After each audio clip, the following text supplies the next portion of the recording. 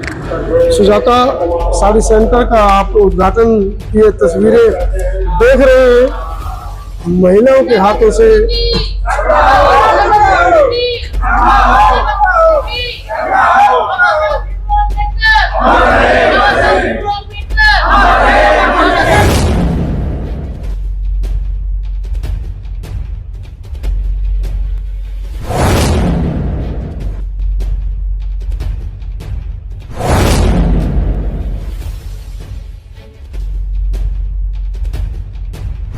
नहीं, जाति व्यवस्था कभी नहीं खत्म हुई है, क्योंकि जो चीज हमें सम्मान देती है, यहाँ के सवर्णों को जो चीज सम्मान देती है उसको कोई कैसे छोड़ सकता है।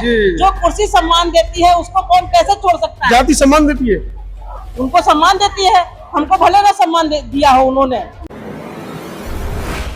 सुजाता साड़ी सेंटर का उद्घाटन की तस्वीर देखी है।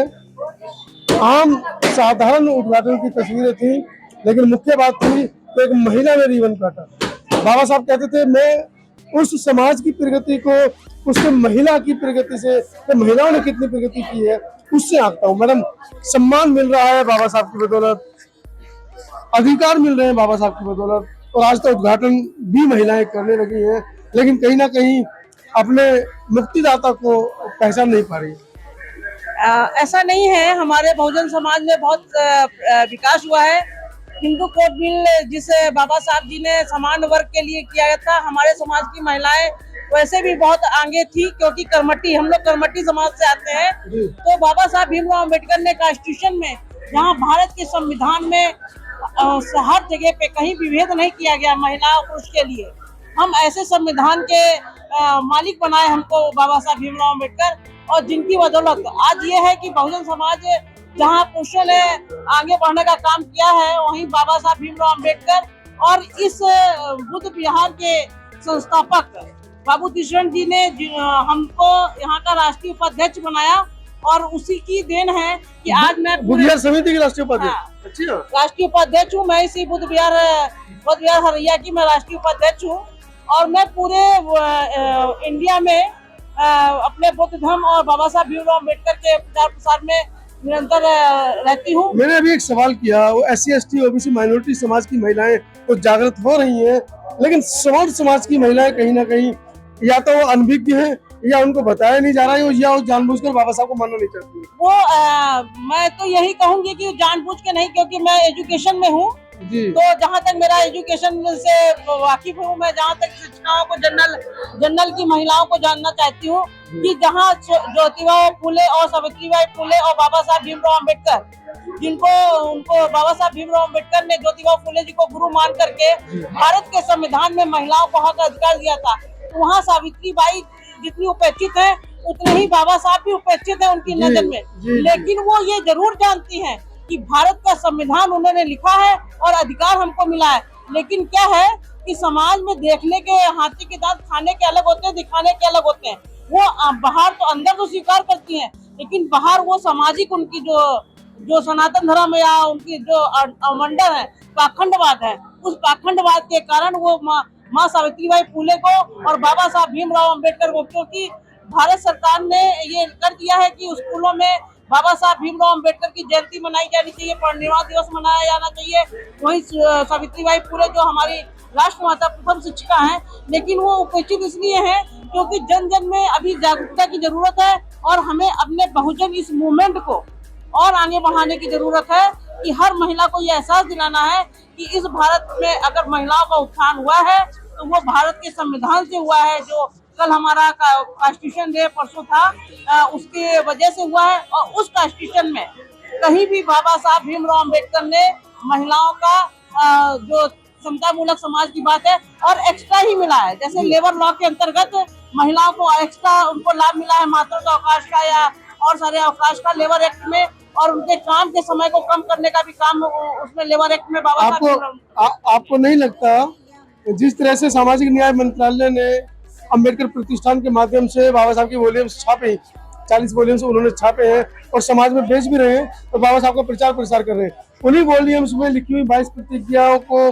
दोहराए जाने पर एक दलित समाज के नेता को अपना मंत्री पद छोड़ना पड़ता है, तो जाति व्यवस्था कहते हैं कि खत्म हो गई है, समता है, समानता है, समरसता है? नहीं, जाति व्यवस्था कभी नहीं खत्म हुई है, क्योंकि जो चीज हमें सम्मान देती है, यहाँ के सवर्णों को जो चीज सम्मान देती है, उसको कोई कैसे छोड़ सकता है? जी। जो कुर्सी सम्मान देती है, उसको कौन कैसे छोड़ सकता है? जाति सम्मान देती है? उनको सम्मान देती है, हमको भले ना सम्मान दिया हो उन्होंने, लेकिन उन समान वर्ग के लोगों को वो जाति कहते हैं। वो आप हम लोग मुझे बताते हैं कि आपका नाम क्या है, तो मैं बताती हूँ मेरा नाम विनीता है, लेकिन वो गर्व से कहते हैं मैं ब्राह्मण समाज से हूँ, मैं ये हूँ, मैं चुक्की समाज से हूँ, मैं ये हूँ। अनीता धीरे बोलेंगी, मिश्रा तेज बोलेंगी। अनीता मिश्रा, हाँ हाँ, मिश्रा तेज बोलेंगी, क्योंकि वो सिद्ध करेंगी कि मैं इस भारत देश में सवर्ण जाति हूँ, मेरा ही है। जबकि ये व्यवस्था उल्टी कर दी गई, जो आप ऊपर से सवर्ण कम तो ओबीसी भी नहीं है। एक कहीं ना कहीं हिंदुत्व की जो ठेकेदारी है, ओबीसी उसको आगे बढ़ चढ़ कर रहा है।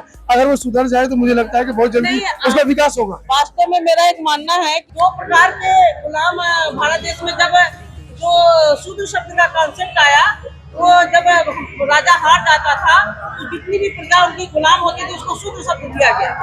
उस शूद्र शब्द में आधे अंदर के थे, आधे बाहर के थे।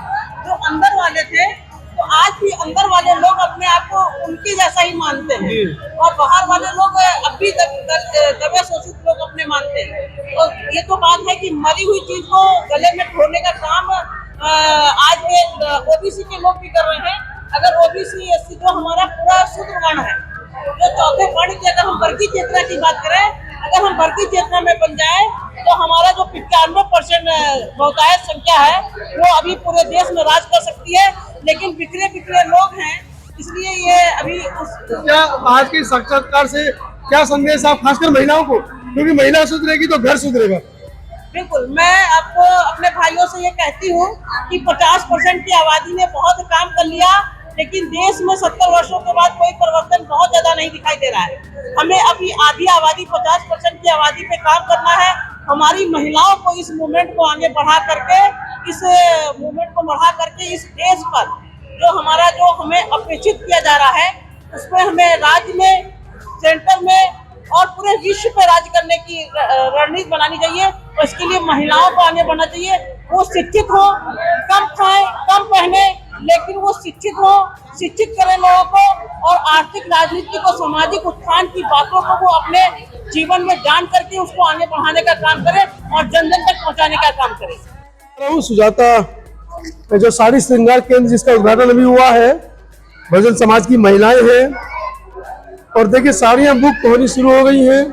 नीला बॉर्डर जिसको पहनकर सामाजिक संगठनों के कार्यक्रम में जाती हैं। गोल्डन बॉर्डर, बुद्ध का, सफेद रंग की साड़ियों का जो चलन है बुद्धिस्ट कल्चर के अंदर, तो सफेद साड़ियों की सबसे ज्यादा डिमांड यहाँ पर होती है। उनके इस मौके पर बहुजन समाज की बेटियां भी बिंदियां अपने लिए देख रही हैं। अरे खरीदो भाई, आज उद्घाटन का दिन है, कुछ खरीद के जाओ, एक ना एक पत्ता लेकर जाओ। और देखिए महिलाओं को अपने काम की चीज मिल गई है, और ज्वेलरी, खासकर मंगलसूत्र पहनना बंद कर दिया है बहुजन समाज की बेटियों ने, लेकिन हार का लालच कहीं नहीं जाता है, हार जरूर पहनेंगी।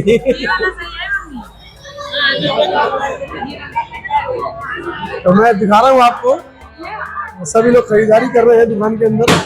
अभी इसका उद्घाटन हुआ है इस दुकान का, और बड़ी चहल पहल है दुकान के अंदर। और दुकान के बाहर भी मैं आपको दिखाऊं किस तरह से लोग यहाँ पर पहुंचे हैं। नाश्ते की व्यवस्था है, नाश्ता भी यहाँ पर सुजाता साड़ी सेंटर के माध्यम से चल रहा है।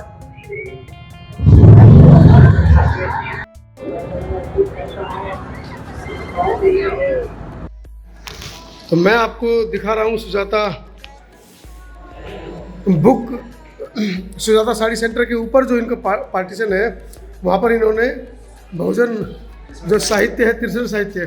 सर क्या क्या सामान है अपने पास, आइए जरा दिखाइए एक बार हमारे दर्शकों को भी। ये तिरछल साहित्य में जी डॉक्टर अम्बेडकर बिहार अररिया के सामने आज उद्घाटन किया गया है। ये क्या क्या कॉस्ट है इनकी?